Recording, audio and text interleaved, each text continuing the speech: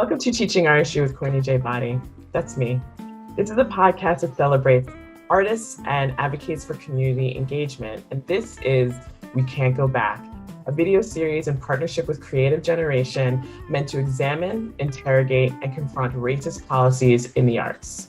This series amplifies leaders in the arts and culture and drive radical change in communities through anti-racist and liberatory practices. Please subscribe to the Teaching Artistry with Courtney J. Body YouTube channel and follow us on Facebook, Twitter, and Instagram.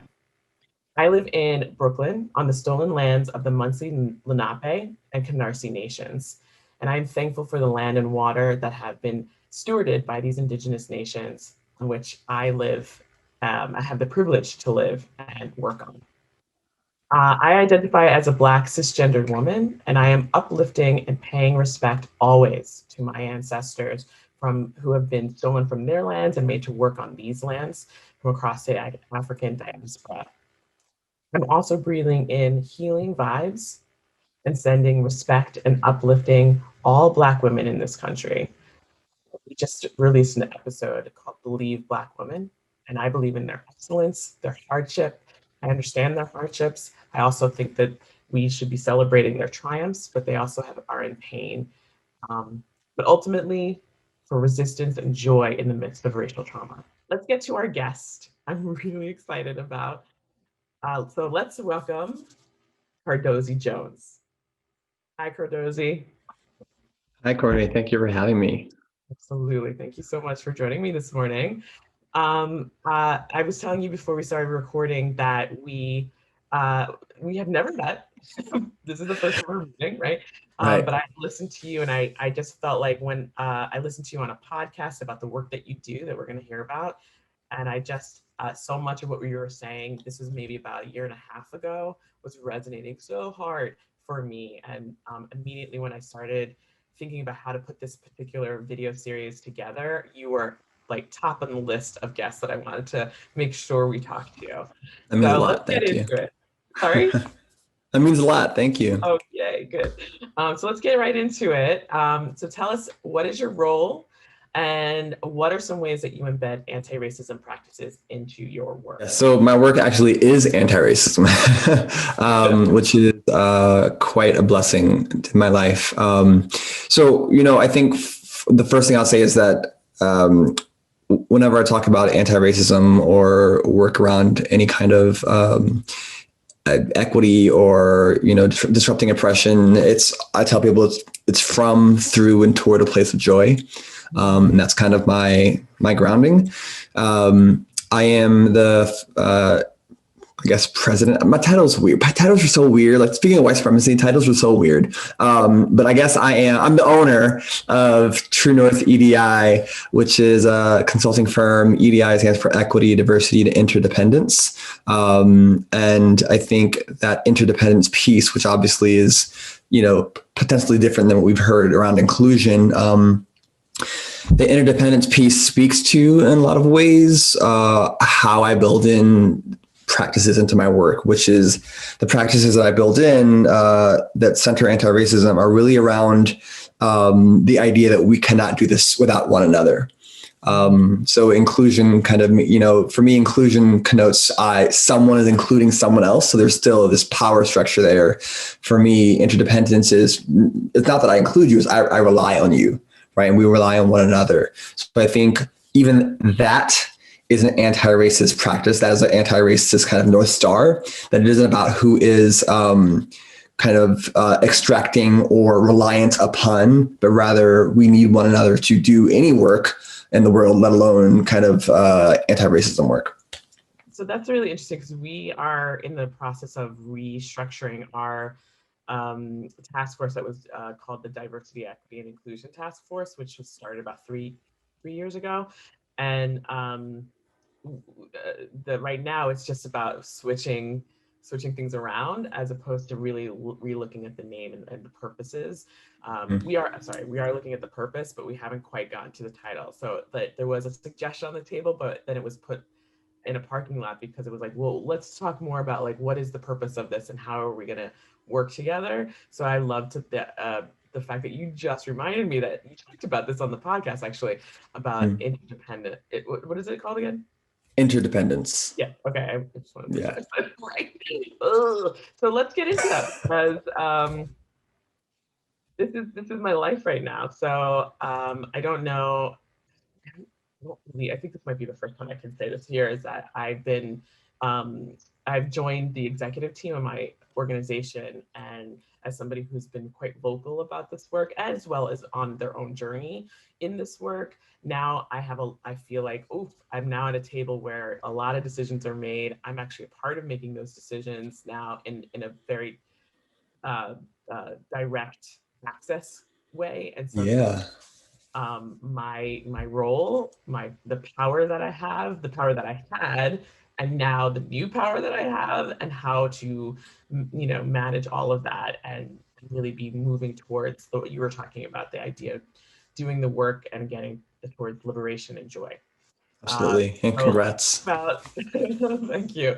Let's talk about what are some of the concrete actions that institutions can take to restructure, dismantle the oppressive systems and policies that are incredibly embedded already within our systems and policies, and really striving towards being fiercely anti-racist. I mean, I think so much of the work, and certainly in the beginning, is for me around examining our inheritances.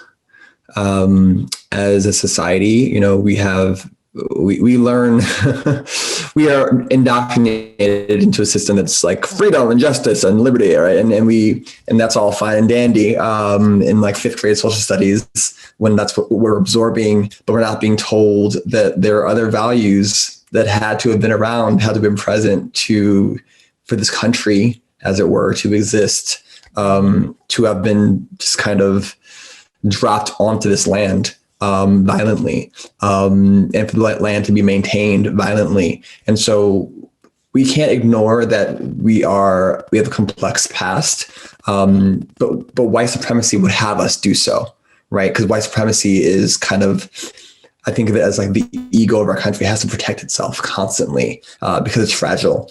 And so for me, when it comes to organizations, especially arts organizations, that I think are, for me, have a responsibility and imagination, and kind of putting themselves in other spaces, times, and other shoes to surface truth, right? So for me, when I do work with folks, we begin with just like, what are the actual values of the people in this room? What are we bringing here, right? I said from, through, toward a place of joy. Like, let's go start with our values.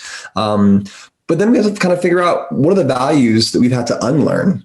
And I think that on a personal journey, we begin thinking about, what did you inherit from your family or your community that you realize may have served you at some point? This value may have served you, but it doesn't any longer. And so when I think about anti-racism work, we need to Marie Kondo our value systems, right? What do we need to sift through and to figure out, does this actually serve us, right? Does the nonprofit board and staff structure, does that actually serve us in anti-racism work? Does a staff that is so vastly underrepresented as it relates to, people of color, Black people, brown people, particularly in places where we know that diversity exists, right? Like New York City. It still shocks me. I'm going to places in New York City where it's so overwhelmingly white. And so these things do not happen by accident, right? They are an inheritance. So for me, going through that and figuring out, okay, what's here, right? What's presently, let's like open the closet door. Let's bring all this stuff out. Let's go through it. Right? What no longer serves us, what maybe never served us, and what do we need to do to move forward? So I think there's just that kind of like excavation stone. My coworker, Aaron Dunleavy, talks about, sometimes it's just like turning over like an ancient stone, right? And figuring out like what's under here and having to face that. So I think that kind of confronting what history means in the present is really important. And then beyond that, I think the work that I do is really centered in wholeness and balance. So the way I approach organizational change is looking at health, right? So when I think about my body, when my body is out of balance, that's how disease creeps in, right? That's how illness creeps in. So if we think of organizations and society, I guess at large, in a similar way, we can kind of understand, all right, what's not in balance here, right? We know that white supremacy has over leverages kind of the mental, intellectual part of ourselves, and dishonors, in my opinion, the body and the spirit and the emotions. But that means that we're out of balance. We require those things to be in balance to be whole. My body does, and for me, an organization does. So that's the lens I use, that mental, intellectual, spiritual, emotional, physical, that's the lens I use, that True North EDI uses to begin to assess what's currently so at the organization related to equity and anti-racism, and what we need to create to move us into that direction. And it's actually a really beautiful process. I began this work not because I wanted to do like trainings. We don't call them trainings. We call them sessions, or we're not training anything. We are, I think, I told someone recently, we're doulas. We're doulas, right? We are helping folks move through really difficult processes because we believe that on the other side of that, there's a miracle. That's it. Yeah. Wow. Can you talk more about? I feel like one of the things that I am challenged by is helping those who are really at beginning stages of this work. And I it's not as if I've done this work either. I just know that there maybe because excuse me, maybe because I come from education, I have a sense of what these sessions could look like. And because I have been reading and doing some of this work interspersely, that I have a better sense. But take us through what potentially, like the idea of looking at your inherited, like two things that you just said are amazing. So let me start there. One, the looking at our inheritance, meaning look at that's part of the reckoning, right? Is being able to say, like, we have inherited so much that is putting us out of balance, that we don't necessarily recognize that, or haven't. Right. How do you do that? Like, what is it that you actually do in order to either embark on that journey or to have those conversations? Like, what is it that you actually do? What do I actually do, Cardozi? Yes, Or does one actually do? and what does this work actually look like? Well, so it's interesting. I think kind of almost, what I said, which is, we literally start out sessions with what values are in the room? What values are you bringing? What values have you had to unlearn? We look at culture. There's a great book by Zaretta Hammond named Culturally Responsive Teaching in the Brain. And a lot of my work has been in education historically, less so now, but that text was really useful because the way that she looks at culture is through the lens of relationships. And if we can recognize that, we have these cultural inheritances, and it isn't really, for me, it isn't about good or bad, what's good values, value. I have like Cardozi's personal opinions about that, but in the workspace and in my work, that's not useful to me because, and I think I said this in the podcast, that we've done some terrible things in the name of goodness throughout human history, right? So me calling something good or bad is not useful to you, particularly right now in the political climate that we're in, where I think there are people who can't hear because people are just calling them bad people and evil people. Who would ever listen to you when you call them a bad person? Because no one identifies that way. So it doesn't work for me to go into a space and invoke that in any way. But what we do is kind of think about what levels of culture, particularly deep deep culture, the way we understand how leadership works, the way that we understand how what respect, quote unquote, looks like, or courtesy, or the values around competition versus cooperation. Those are the inheritances I'm talking about. And so I don't know that we have agreed. I know that we haven't agreed. We never agree what will be the culture of the space. And in terms of our conversation, can that be an anti-racist culture? And what would that have to look like? And what I say at the beginning of that conversation is recognizing that we have inherited one culture, a dominant culture. It's very white, very cis, it's very hetero, it's very male, right? That's the culture we've inherited. So what does it mean to unpack that and just choose what it looks like to widen our aperture for what's possible? And so, as a concrete example, I often will take the HR cycle. So job description, onboarding, interview questions, evaluation, exiting, right? The entire HR cycle, which again, let's figure out, is human resources the best word for that, right? Like human resources, like what does that feel like? But let's call it that for now.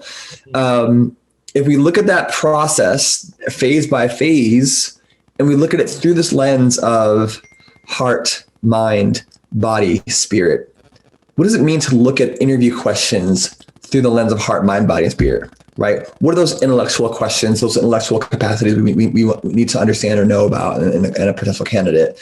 How do we invoke spirit? And when I say spirit, I mean like, what is our connection to something greater than ourselves, right? Even in an evaluation process, which no one likes that process, but what can a holistic, balanced, loving evaluation process look like? We have not inherited that. But if we can just name whole, loving, balanced evaluation process, we get to create that thing. We just said that out loud. Now we got to create it, right? We have to name that what we've inherited around that is not whole or balanced or loving. It isn't. It's critical. It's only mental, intellectual, and frankly, it's typically one-sided, right? Which, as we know, the flow of white supremacy, the flow of patriarchy is one-sided. And so we are reproducing those same, values, and we're bringing them to organizations, but we don't even know we're doing it. And that's like the beginning of the process, to just know what we're doing, know what we're bringing into the space with us, and decide together, do we want to continue on this way? Because at least then, if me as like a Black dude, I get to say, at least you get to tell me what your value is. I get to choose if I want to be here or not. I feel like we live in a little bit of a lie. White supremacy is a lie, right? And we further that lie by kind of keeping secrets around what our values are. And we give incentives here, we call them the golden handcuffs, right? If an organization I see saying, here's what we've discussed, here's what we value, here's what we don't value. For example, I had a client. Well, they never became a client. I walked away. They were like, listen, we're not interested in pay equity. That's not a place we're interested in going. I was like, cool, thank you. You should just make sure you tell your staff that. Like, you can do whatever you want. You can do whatever you want, right? This is about me telling you what you should do. It's about me telling you what you need to do if you claim to be anti-racist. And that is it. That is it. But your staff, the people who work for you, deserve to know what your values are. So just be honest about that. A little rambly, I'm sorry, but No, are you kidding? This is amazing. I feel like I might be swooning a little bit, so just ignore me while I'm fangirling, okay? Because I hear what you're saying, and you're saying, again, you're just saying things that are making so much sense. So can we talk a little bit more about the doula, that metaphor or if that's really truly like you've decided that that's what we are? And again, like, it's almost like firefighters, right? Like they don't they see a fire and they try to put the fire out. They don't ask questions about who's good or bad inside of the fire. You know what I'm saying? Yeah. Like that, I feel like that's another potential role that you could be thinking about. Regardless of how I feel about people in general, I'm still going to do the job of helping somebody be safe. right? Yeah. And the idea of a doula, you know, taking them through a process. When you said that, that made me think of this quote that I'm in the middle of reading like 4 different books, and I just started reading another one. I don't know what's wrong with me, but that's how I do with Netflix as well. Anyway, so this is, we're getting towards the final question, but I really love that idea. So let's go down that path of Yeah. all right. I'm a little scattered too. So the quote, Valerie Kaur, I'm reading See No Stranger. And she has a quote, and I'm going to paraphrase it because I'm not going to remember it exactly, but this is right before the inauguration in 2016. It was like December 31st. It was New Year's Eve. She's in a church, and she said, "What if this darkness wasn't darkness of the tomb, but darkness of the womb?" Mm. And that we need to birth and go through the labor of creating the nation that we want to see. I love that. Right? Yeah. That is constantly like, you know, here. And so, you know, could we all be thinking about ourselves as doulas, right? I was thinking about the process that you're talking about. Like, I'm not going to tell you what to do. I'm going to help you understand what the tools there are in order, if you choose to go down this path towards anti-racism and being fiercely anti-racist. But I'm not going to tell you, no, that's wrong. No, that's not. You're good. You're bad. Like, that's not my role. And so that's very, very helpful. But what if we all sort of put that role on, that we are taking ourselves personally, our personal work, through a process, and that we need resources and support in order to go down this journey towards fiercely anti-racist practices.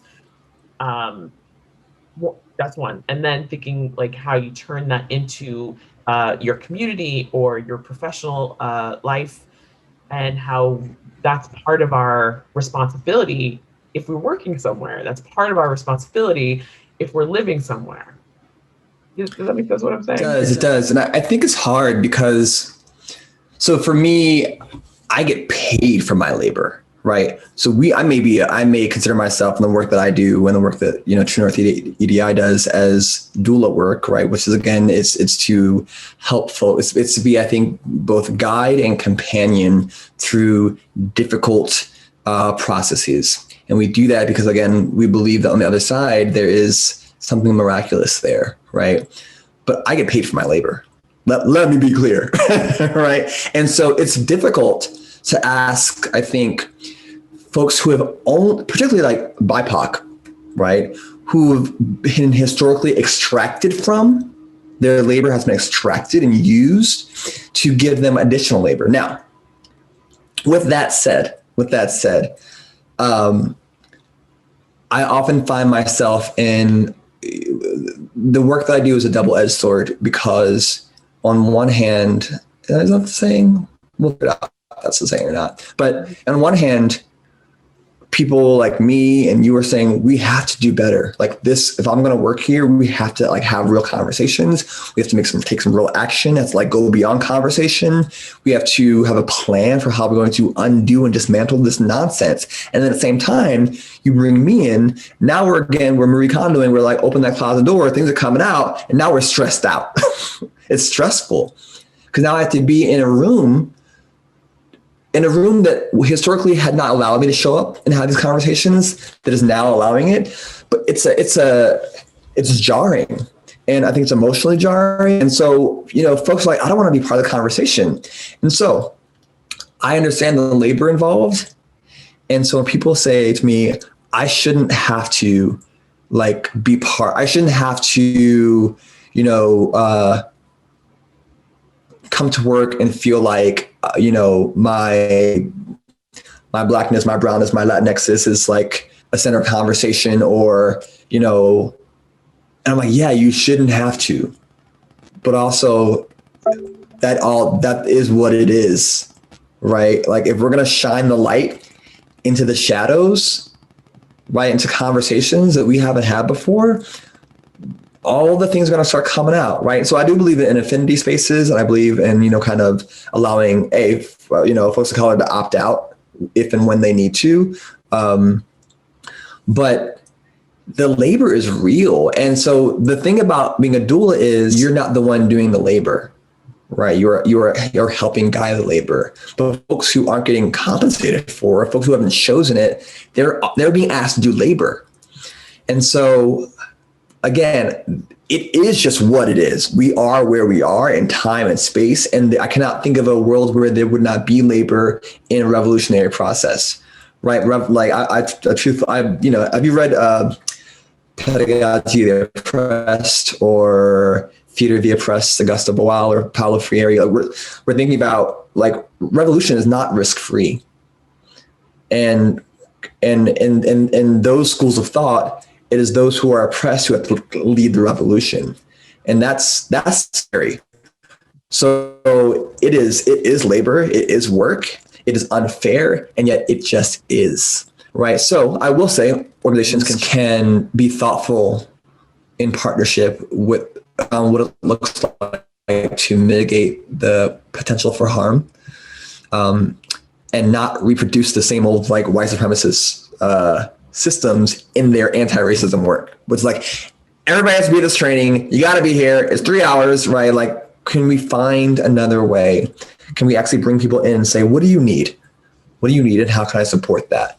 But I think there's a version of the world where we all consider, at True North EDI, we talk about throughness. And I think the idea of doulaing is a throughness. Like, how do we get through this together?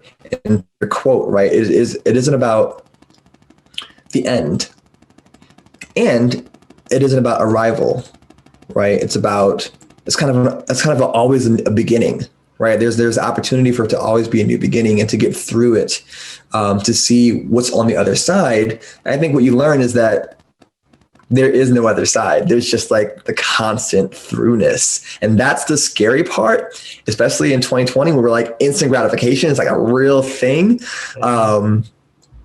But the second, I think Michelle Alexander, who wrote The New Jim Crow, she talks about the minute we have anti-racist policies, those committed to the old system will find a loophole. It is a constant cycle. We're going to desegregate schools. Cool. We're going to have special and talented programs for these white kids, put them over here. Or we're going to create summer camps so the kids can go be white in the summertime with their white friends, right? Summer camps were like an answer, a response to segregation, to desegregation.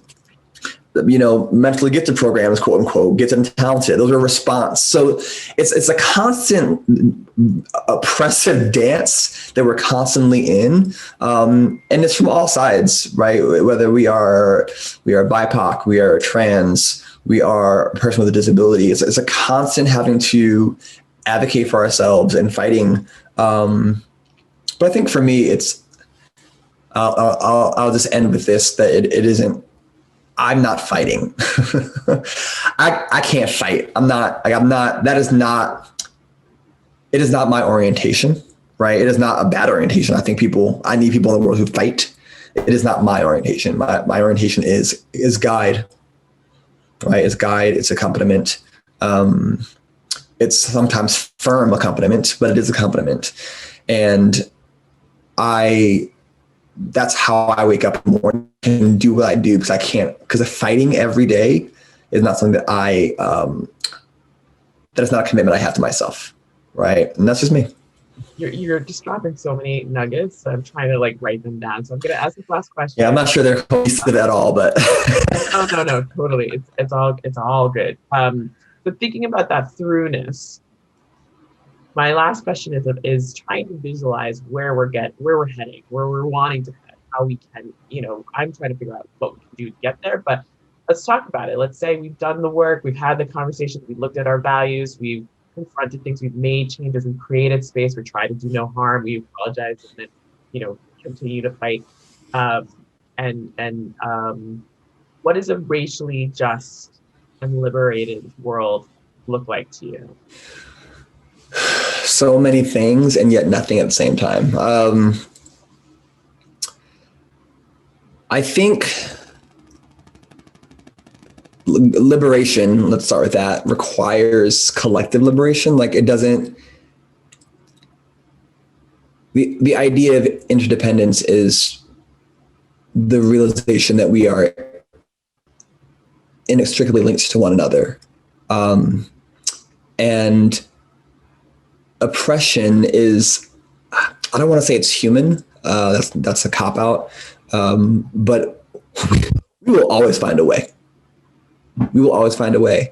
And so liberation for me would have to be a reckoning of collected liberation, right? What does it mean to recognize that we are not only extracting from the land, but we're extracting from each other's bodies?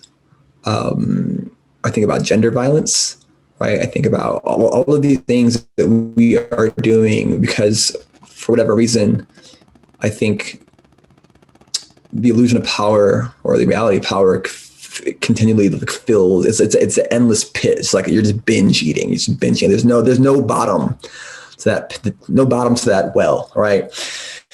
So we have to recognize that first, that liberation requires all of us to consider what that means for humanity, not just for any one group of people, quite frankly, right? And then I think that